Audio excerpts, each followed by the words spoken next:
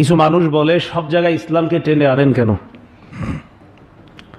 তো এই যে খেলাধুলার বিষয়ে আলোচনা করলে আপনাদেরকে অনেকে বলবে হুজুরে সব জায়গায় ইসলাম টেনে আনে কেন?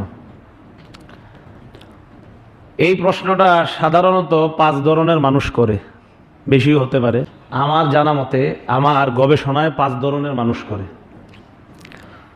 1 নাম্বার, যে অমুসলিম। অমুসলিম দ্বারা উদ্দেশ্য হলো অন্য ধর্ম মানে ইসলাম মানে না। 2 নাম্বার, নাস্তিক।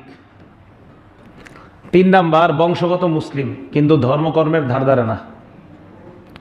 কি মুসলিম? বংশগত। 4 নাম্বার, ছদ্মবেশী মুসলিম। ছদ্মবেশী মুসলিম আপনার আমার সামনে ইসলাম পালন করে, নিচে নিচে ইসলামের 12টা বাজাইতে চেষ্টা করে। 5 নাম্বার, ইসলাম বিদ্বেষী, একদম সরাসরি। এই 5 শ্রেণীর মানুষ, আরো বেশি হতে পারে, তো সাধারণত বেশিগুলারে ঘুরে ফিরে এই 5 শ্রেণীর মধ্যেই ঢুকাতে পারবেন।